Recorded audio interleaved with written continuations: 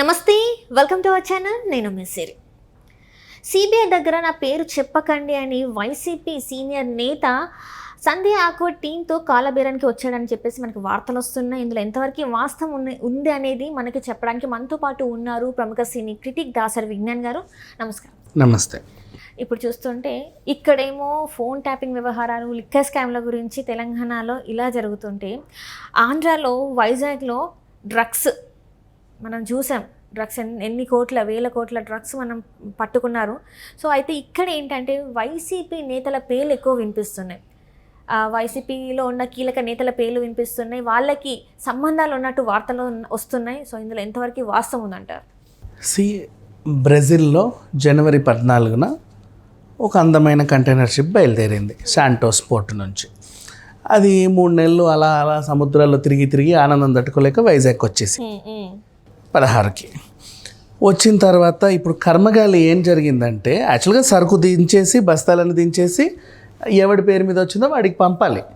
కున్నం హరికృష్ణ ఆయన పేరు మీద ఉన్నటువంటి సంధ్య ఆక్వా ఎక్స్పోర్టర్స్కి ఇది వచ్చింది. అంతవరకు బాగానే ఉంది వ్యవహారం. కాకపోతే ఏమైంది, ఎలక్షన్ కోడ్ ఉంది కదా, ప్రతీది భూతద్దం పెట్టి చూడాలి ఇప్పుడు, అవునా? అప్పుడు వీళ్ళకి ఏమనిపించింది, 1000 బస్తాలు ఎక్కడి నుంచో వచ్చాయి. 1000 బస్తాలు ఎందుకు వచ్చాయి? ఇప్పటికిప్పుడు అంత అర్జెంట్ ఏముంది వీళ్ళకి? ఎలక్షన్ టైంలోనే 1000 బస్తాలు రావాలా? 10 బస్తాలు కొనుక్కోవచ్చుగా, పోనీ 100 బస్తాలు కొనుక్కోవచ్చుగా. 1000 బస్తాలు ఎందుకు కొన్నాడు? అన్ని బస్తాలు నొక్కి చూసాడనమాట, ఎలాంటి డబ్బులు కట్లు ఉన్నాయా అని. లేవు. అసలు ఏం బస్తాలు ఇవి, ఏ పిండిది, ఇటు చూసాడు. ఏదో స్మెల్ ఒక రకంగా అనిపించింది. నీళ్ళల్లో పోస్తే అదేదో రంగు మారింది. ఇది డ్రగ్గే అయిపోయింది. వాడు రానివాడు సంగతి చెప్పి, సార్ డ్రగ్స్ దొరికాయి సార్, దీంట్లో పెద్దగా 1000 బస్తాలు, ఒక్కొక్కటి 25 కిలోల బస్తాలు, పెద్ద డ్రగ్స్ వచ్చింది సార్. కథం డ్రగ్స్ కలకలం. అప్పటికే వార్త కొంచెం స్ప్రెడ్ కాగానే గబగబ ఇటు టీడీపీ వాళ్ళు అటు వైసీపీ వాళ్ళు వచ్చేసారు అక్కడికి. ఇది వాళ్ళదే వీళ్ళు కాదు, ఇది వీళ్ళదే. ఇప్పుడు ఏం జరుగుతుందో చూద్దాం.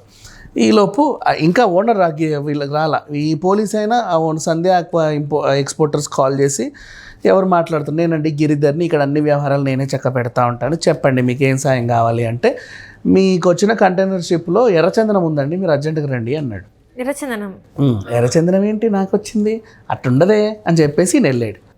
వెళ్ళిన తర్వాత చూస్తే, బాబు దొరికావు, చెప్పు ఈ డ్రగ్స్ ఎక్కడి నుంచి వచ్చాయి, ఎక్కడికి వెళ్తున్నాయి అని చెప్పేసి ఆయన కూర్చోబెట్టారు. ఇక అక్కడ వ్యవహారం చూస్తే వీళ్ళు టీడీపీ వాళ్ళు వచ్చి, అవును వైజాగ్ పోర్టు సాక్షిగా డ్రగ్స్ వ్యాపారం చేద్దాం అనుకున్నాడు జగన్, షార్ట్ టైంలో రిచెస్ట్ పర్సన్ అయిపోదాం అనుకున్నాడు, అందుకే వైజాగ్ అంటున్నాడు, ఎంతమంది కాదు కూడదన్నా లేదు వైజాగ్ అంటుండే, ఇదే కారణం అని వీళ్ళు ఆయన మీద వేసేసారు.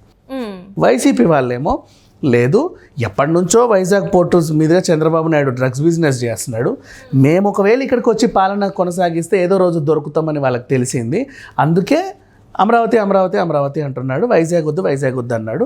వీళ్ళకంతా డ్రగ్స్ వ్యాపారమే, వీళ్ళకి డ్రగ్గులు తప్ప ఇంకేమీ తెలియదని వీళ్ళు అంటే ఒకరి మీద ఒకరు చెప్పేసుకుంటున్నారు, నిందలు వేసేసుకుంటారు. ఎస్. ఇక అసలు విషయానికి వస్తే, ఈ గిరిధర్ అనే ఆయన, ఆ కున్నం హరికృష్ణ అనే ఆయన ఓనరు ప్లస్ ఈయన ఈ వ్యవహారాలను చక్కబెట్టే ఈయన ఏం చెప్పారంటే, ఒరే గాడిదల్లారా, ఇది డ్రై ఈస్ట్ ఎందుకు తెచ్చాము అంటే, ఈస్ట్ అంటే తెలుసా నీకు? ఈస్ట్ని మనము వైన్స్లోనూ కలుపుతాం, అదొక రకమైన మత్తు పదార్థమే. దాంట్లో కొన్ని మూలికలిపితే ఏదో రకంగా అవుతుంది, ఇంకో రకంగా ఉపయోగించుకోవచ్చు.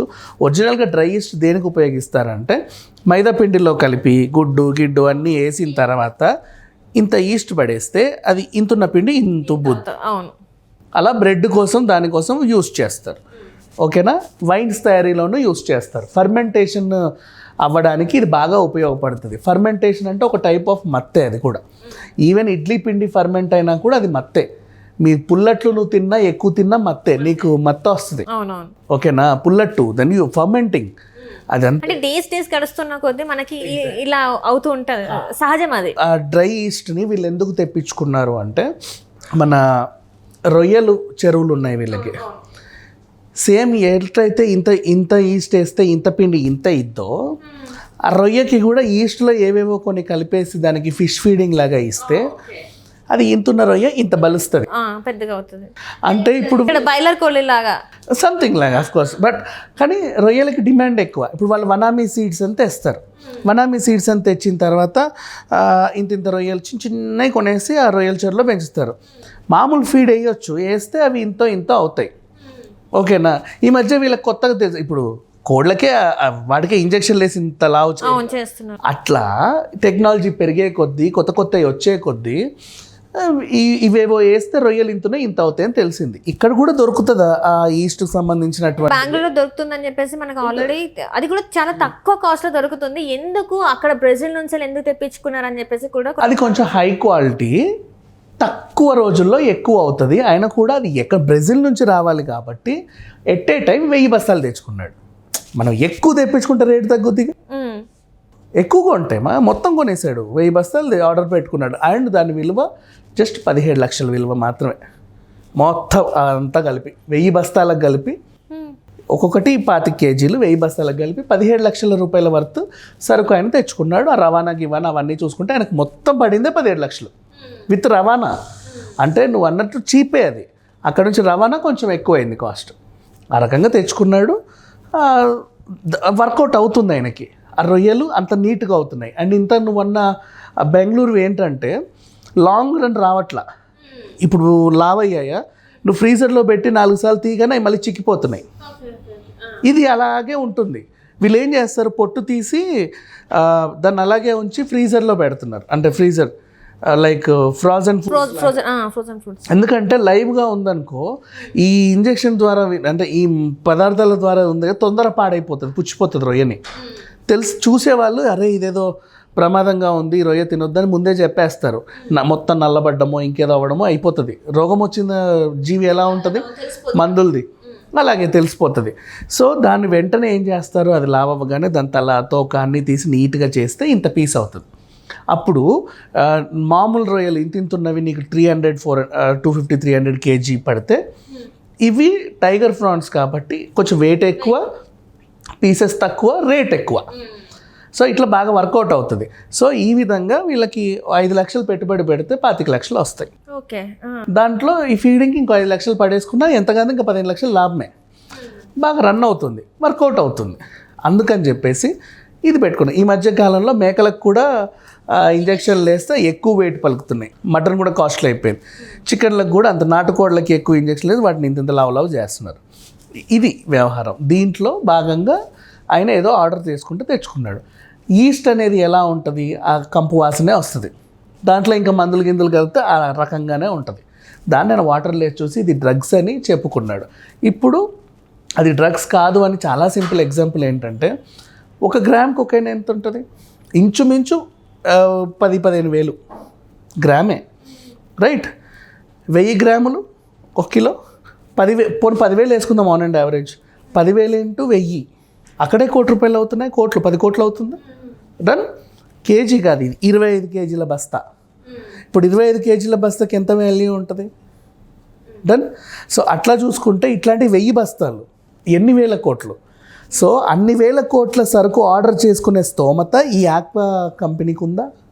అంటే దీని వెనకాల ఉన్న వైసీపీ నేతలు చేస్తున్నారు అని చెప్పి, ఎప్పుడైతే ఇది డ్రగ్ అని ఫస్ట్ వాడు వాగాడో అప్పుడు గబగబ వీళ్ళు వచ్చేసారనమాట. నువ్వే అని వీళ్ళు, కాదు నువ్వే అని వాళ్ళు. అంతే. ఇది చాలా సింపుల్గా చెప్పండి, రొయ్యల ఫీడ్ ఇది. అంటే ఇందులో అసలు డ్రగ్స్ అనేవి లేవంటారా? లేదమ్మా. అండ్ ఇంకొకటి, మత్తు వచ్చే ప్రతిదీ డ్రగ్గే కదా, డ్రగ్ కిందకే వస్తుంది. మత్తు రావాలంటే నీకు ఇంకా కొన్ని ఉన్నాయి. పాపీ సీడ్స్, మన గసగసాలు, ఇంత ముద్ద నూరి పాలల్లో 2 చెంచాలు వేస్తాగు మత్తు వస్తుంది. అండ్ మన పుచ్చకాయలో నిమ్మరసం కలుపు, నీకు మత్తు వస్తుంది.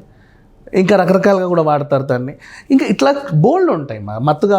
ఇంకా అదేంటి వైట్నర్ కూడా మత్తే కదా. మరి ఇంత ఇప్పుడు మీరు అంటున్నారు, ఫస్ట్ టైం వింటున్నా నేను, డ్రగ్స్ కాదు ఇది ఓన్లీ ఈస్ట్కి సంబంధించిన ఎరువుల డ్రై ఈస్ట్ అని చెప్పి మీరు అంటుండే, కానీ మొత్తం దేశం మొత్తం మాత్రం డ్రగ్స్. దేశంలో ఎవరు అన్నట్ల ఆ ఓనర్ అని పిలిస్తే వాళ్ళు చెప్పుకున్నారు.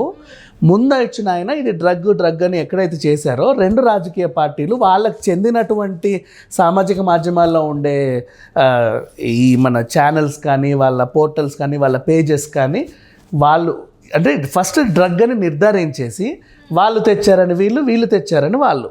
అండ్ ఇంకొకటి ఏంటంటే బ్రెజిల్ నుంచి తీసుకొచ్చారు కాబట్టి అక్కడ ఇంటర్పోల్ చెప్పడం వల్లనే ఇదంతా బయటకు వచ్చింది అని చెప్పేసి, మరి ఆ ఇంటర్నేషనల్ పోలీస్ ఎవరైతే ఉన్నారో మరి వాళ్ళు చెప్పింది వాస్తవం కాదంటారా? లేదు లేదు, అసలు డ్రగ్స్ కాదు మా, అది ఫీడ్, రొయ్యల ఫీడ్ అంతే అది. మరి ఇదంతా ఎందుకు? అంటే ఇదేంటి, ఎవరి పొలిటికల్గా దాన్ని యూజ్ చేసుకున్నారు అంతే, అసలు డ్రగ్స్కి సంబంధమే లేదు అక్కడ. అండ్ నెక్స్ట్ ఏ కొత్త కంపెనీ ఓనర్ అయినా కొంతమంది తెలిసిన వాళ్ళతో ఫోటోలు దిగుతారు కదా మామూలుగా, అప్పుడప్పుడు చంద్రబాబు నాయుడు కలిసో, విజయసాయి రెడ్డిని కలిసో, వాడిని కలిసో, వీళ్ళని కలిసో ఏదో దిగుతారు ఫోటోలు. ఈ ఓనర్ దగ్గర కూడా విజయసాయి రెడ్డితో దిగిన ఫోటోలు, ఇంకెవరితోనో టీడీపీలతో దిగిన ఫోటోలు ఉన్నాయి. సో వాళ్ళకి సంబంధించిన మనిషి బినామీ వేల కోట్ల డ్రగ్గులు వచ్చేసి, అది కొన్ని వేల కోట్ల సరుకు, వేలు కూడా లక్షల కోట్ల సరుకు. అది వీళ్ళు చెప్పినటువంటి 1000 బస్తాలు విత్ 25 kgs. అది in case if it is a heroin or cocaine, ఓకేనా, దాని వాల్యూ కొన్ని లక్షల కోట్లు. అంత ఆర్డర్ చేసే స్తోమత ఇక్కడ లేదు. లక్షల కోట్లు ఇప్పుడు క్యాష్ కావాలి అందరికీ, అర్థమైందా, పంచుకోవడానికి టైం లేదు. ఈ ఆర్డర్ చేసే సంస్థకి కూడా అంత ఏం లేదు. చాలా సింపుల్గా ఆయన రొయ్యల ఫీడ్ తెచ్చుకున్నాడు. ఇకపోతే నాణానికి మరోవైపు ఇప్పుడు వీడేం చేస్తున్నాడు ఈ ఓనరు, డ్రగ్స్ అయితే కాదు 100% షూర్ అది, కానీ రొయ్యలకు అలాంటి ఫీడ్ ఇవ్వడం కూడా తప్పే. ఇప్పుడు ఫుడ్ సేఫ్టీ అధికారులు నేను అరెస్ట్ చేయొచ్చు. ఇంత ఉన్న రొయ్యని ఇంత చేస్తున్నాడు ఆయన. ఏమి ఇచ్చి చేస్తున్నావు నువ్వేమన్నా నీ మన దాంట్లో ఉండే పాచో పీచో పెట్టట్లా, అదే గడ్డి తినో లేకపోతే నాచు తినో పెరగట్లా. అది నువ్వు ఇచ్చే అడ్డమైన తిండంతా తిని అది ఇంత ఉన్నది, తెల్లారేసరికి ఇంత అవుతుంది. నువ్వు దాన్ని టైగర్ ఫ్రాన్ అని ఇచ్చేస్తున్నావు. చాలామందికి ఫ్యూచర్లో రకరకాల జబ్బులు వస్తాయి. ఈవెన్ పండ్లని మగ్గియడానికి కూడా వీళ్ళు తెచ్చేవి కూడా డ్రగ్గే. అది డ్రగ్ ఇన్ సెన్స్ అది ఒక రకమైన మందు. అది తిన్నా మత్తు వస్తుంది, లేదా ఒంటి మీద పడ్డ దురదలు వస్తాయి. వాటిని ఏం చేస్తారు, ఫ్రూట్ నిగనిగలు ఆడుతుంది, అది వేస్తే అది కొంచెం మొత్తాల్లో ఎక్కడెక్కడి నుంచో తెస్తారు పెద్ద ఫ్రూట్ మార్కెట్ వాళ్ళు. అది నిషేధించబడినటువంటి డ్రగ్ లిస్ట్లోనే ఉంటుంది ఆ ఐటమ్. దాన్ని ఎక్కడెక్కడి నుంచో ఇంపోర్ట్ చేసుకొని తెస్తారు. అది చూడగానే జనాలు ఏమనుకుంటే ఇది డ్రగ్, దీని ఇంజెక్షన్ వేసుకుంటారా లేకపోతే సిగరెట్లు పీల్చుకుంటారా, ముక్కులకు ఎక్కించుకుంటారా అంటారు. అట్లా కాదు, అది తెచ్చి వాడు వాడే విధానం వేరు. వాడు దాన్ని పండ్లల్లో పెడితే అవి వెంటనే నిగనిగా అంటది, ఇంత అవుతుంది. ఈ కొంత ఇప్పుడు ఆర్గానిక్ ఫుడ్ని నమ్ముకునే వాళ్ళు నార్మల్గా కొనరు తెలిసిన వాళ్ళు, కానీ ఇది చూసి నిగనిగకి అట్రాక్ట్ అయ్యే వాళ్ళు ఉంటారు కొంతమంది, వీళ్ళు ఖచ్చితంగా కొంటారు దీన్ని. రైట్, కొని చెప్పేసి అబ్బా ఎంత బాగుందో నా కొత్త మ్యాంగో నిగనిగలాడుతుందని ఇంట్లో అందరికి పెడతారు, అందరూ తింటారు, తెల్లారేసరికి వాళ్ళకి పాయిజన్ అవుతుంది. ఇది జరిగేది. కానీ ఇప్పుడు ఇక్కడ వచ్చింది మాత్రం డ్రగ్స్ కదా, అది ఫ్రాన్స్ ఫీడ్. అది ఇప్పుడు చెప్పినట్టు ఇందులో వైసీపీ నేతలు అగ్రనేతలు ఉన్నారని చెప్పి వార్తలు వస్తున్నాయి. సో ఇందులో అయితే ఎలాంటి వాస్తవం లేదు. అంటే ఎక్కడ ఏ సిచ్యువేషన్ జరిగినా ఎలక్షన్ టైంలో గబగబ వెంటనే టీడీపీ వైసీపీ ఇద్దరు వచ్చేస్తారు అక్కడికి. ఓకే, వీళ్ళే అని వీళ్ళు కాదు వీళ్ళే అని వీళ్ళు ఆ సిచ్యువేషన్ ని కూడా యూటిలైజ్ చేసుకున్నారు. Right. Thank you so much అండి Vignan. Thank you so much.